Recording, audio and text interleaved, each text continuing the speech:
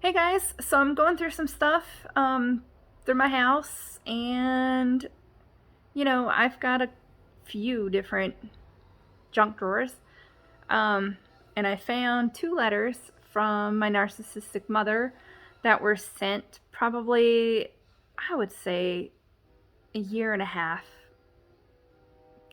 something like that, maybe about a year and a half ago, a year ago, somewhere in there. Um, so this is one. Hi, Jen, Jocelyn, and Jerry. I think you found your soulmate.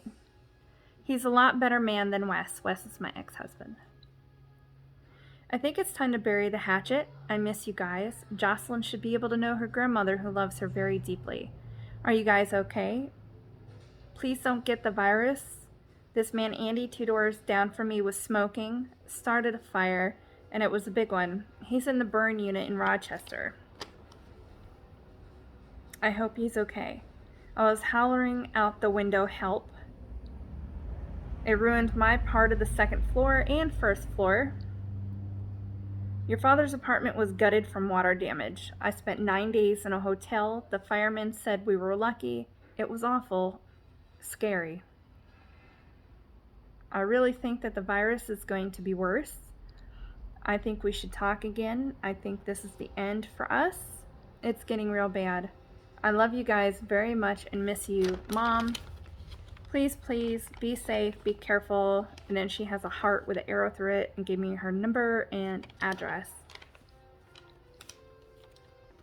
So with the first part, I think you found your soulmate.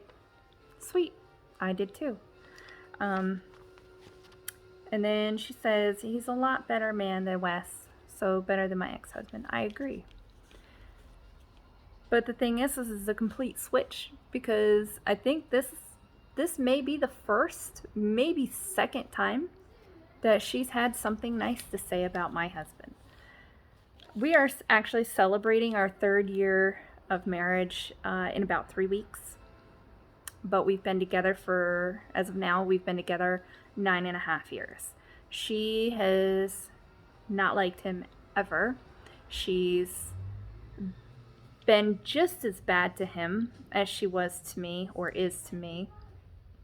She has accused him of things.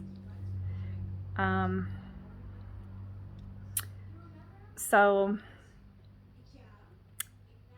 I think part of the reason why she's saying that he's a good man now is because he makes more money. In a narcissist view, especially my narcissistic mother, in her view, what makes you a good person or a bad person is how much money you make and how much you give to her, or potentially can give to her.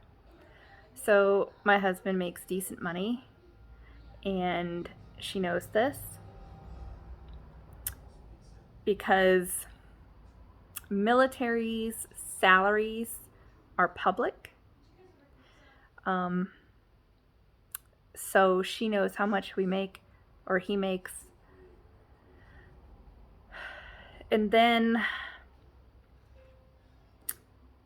her wanting to be back in our life is I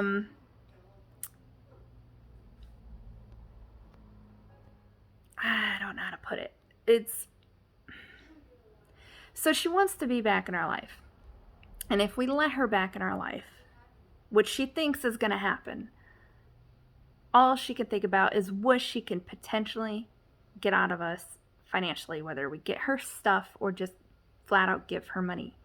So this is her way of buttering us up. Just like a lot of times when people want something from somebody, they will butter them up in order to play nice, because there is a potential of getting something out of them. When I met my husband, he was broke, barely getting by with his bills. So to her, he was scum. There was nothing she could gain out of him, even though he did help a lot for free moving her stuff multiple times, from her apartment to, well, no, from my house to her apartment, and then from her apartment to a storage unit, then from that storage unit to back to my new house, and then from, oh no, wait, sorry, back from that storage unit to another storage unit, and then from that storage unit to my house. It just, her stuff got moved a whole lot, and he was there to help with all of it, and he didn't ask for any type of compensation. And in fact, she treated him like crap the whole time, and he still helped. And in true narcissistic fashion, using this pandemic virus as a way of saying, oh my God, we're gonna die, let's talk to each other again, because we may never get the chance to again. Even if an asteroid was coming to hit the Earth tomorrow, I would not talk to her,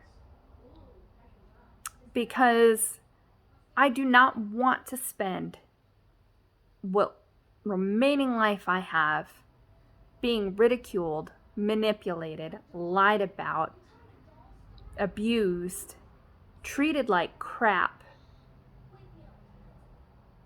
having things stolen from me. I don't want to live like that again. I'm happy. My daughter's happy. And having her in our life would just turn our worlds upside down, going with, especially with how she treats me. I would go back to having constant panic attacks, anxiety attacks. I can't. I don't even know how I lived that long with that constant panic attacks and constantly shaking every day, wondering what's going to happen next. And I've been pretty much free from that. The only thing I've worried about was, is she going to call CPS again? Is she going to call the police again? Is she going to send another letter saying terrible things, making threats? That's it. But it's not a daily anxiety thing. For the most part, the weight has been lifted from my shoulder, and I've been able to move on. And I've been able to have my own life without worrying, what is she going to try to do? Because she literally can't. Part of the reason why I'm going through stuff in my house right now is because we just went under contract to buy a house. And yeah, we don't close for a month and a half or so, because that's when the sellers need to move, because they can't get into their house until a certain time. So we agreed to have a longer closing period, I guess, so that can happen, which we're totally fine with, even though I'd love to get out of this house as soon as possible. But since my father passed away, and she has no leverage to try to get my address, I'm gonna be at an address that she's not gonna know, so she can't send me any letters. And I'm not gonna do a change of address form. I'm just gonna go in and manually change my address with everybody that I need to change it to, like all my bills and stuff like that. Because I don't want her letters getting to me. Although my husband probably will have to do a change of address thing. I'm not sure. We'll have to discuss that later. So potentially letters could get to me. If his stuff is forwarded, just because we have the same last name now. So even if we do end up doing the change of address thing, it only lasts a year. So if she does anything, I'll only get stuff for a year, which is totally okay, because then after that, I shouldn't receive anything. Hopefully not. Unfortunately, now since she doesn't have my dad to use as a scapegoat and me as to use as a scapegoat, she has been using my dad's sister, my aunt. So she's been calling and harassing her a lot. My aunt messages me and tells me about it when it happens. When narcissists can't get to their scapegoat, they find other scapegoats. Even if they don't find any scapegoats for a little while, you know, someone that they can abuse on a constant basis instead of a periodic basis, they can still use you as a scapegoat even if you are no contact and have been no contact for years, because what they do is make stuff up. They tell complete lies, spreading all these lies around because it's what gets them off. They will go to family members that they've then been telling lots of stories about you anyways. And they'll go to people that you don't even talk to anymore, aunts, uncles, cousins, whoever, and say, "Oh, I found this out about, you know, my scapegoat." But they won't say this. They'll say the scapegoat's name, but they won't actually call them the scapegoat. But I found this out, or I heard this, or they'll just make something up completely because that's all they have, is just to make something up, because they're going absolutely insane and they need that. It's like a drug addict needing their needle or whatever they're smoking.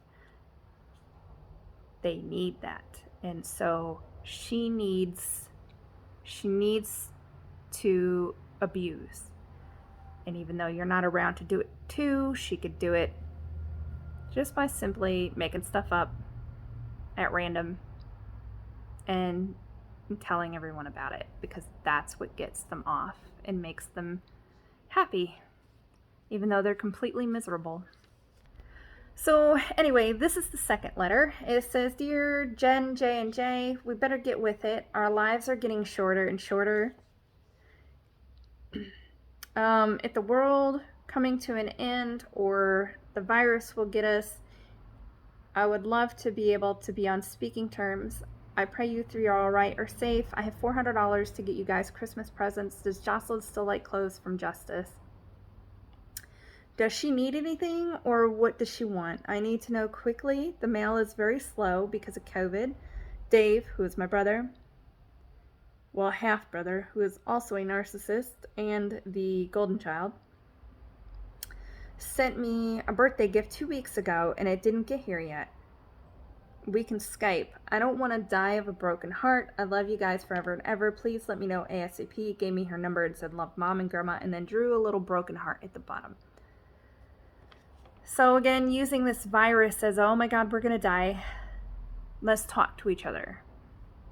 I'm not spending the last bit of my life being abused. That's just not happening. I don't care if she has a broken heart. I had a broken heart my whole life because I had a mother who abused me, who hated me, who stole from me, who started to abuse my daughter, her granddaughter, who has done nothing but badmouth me, and then also try to convince me that I've done things that I haven't done. I don't care about her broken heart. She didn't care about mine. In fact, she caused it. So, no. This is just a tactic to tug on the scapegoat's heartstrings. And she doesn't realize that that doesn't work anymore. Towards her, I have a cold heart. There is nothing that she can do to make me feel sorry for her enough to want to speak to her again. She could be on her deathbed with all kinds of cancers and diseases, and I wouldn't feel sorry for her. Because you reap what you sow.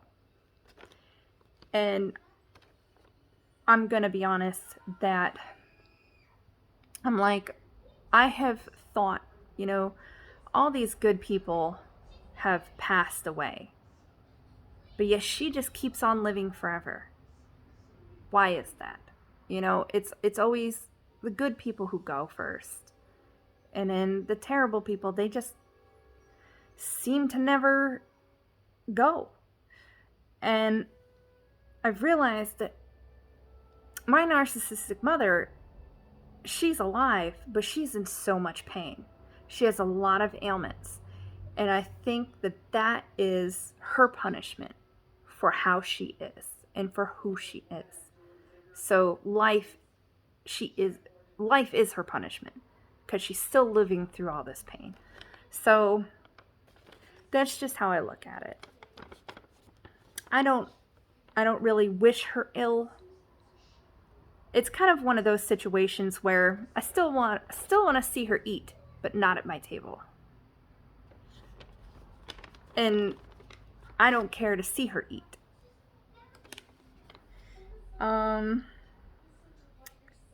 Oh yeah, and the $400, she got that from my father. This is when my father was still alive. For those of you who don't know, he passed away in January of 2022. So this had to have been last year's or the year before. But I did send a letter to my dad saying, hey, this is what Jocelyn likes. This is the stuff that she wants. Nothing was ever sent. Because I knew that if I wrote a letter to my dad saying, hey, this is what Jocelyn wants, he would tell my mother so that she could get it. And she never sent anything. She kept my father's $400 for herself. But that's how she justifies things. Like, it's a lot of the situation. It's like, oh, I know this is meant for you, but I don't know what you're going to do with it. So I'm just going to keep it.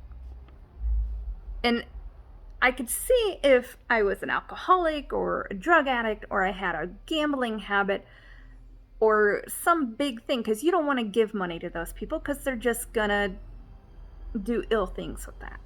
But I'm none of those things. What would I spend the $400 on? On my daughter.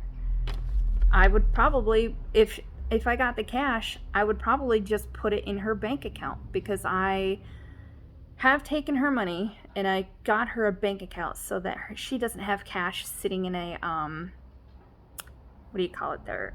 Like a piggy bank. Just because since my mother stole, I now have trust issues. So you can't steal money from a bank account. You can't just go in and take it.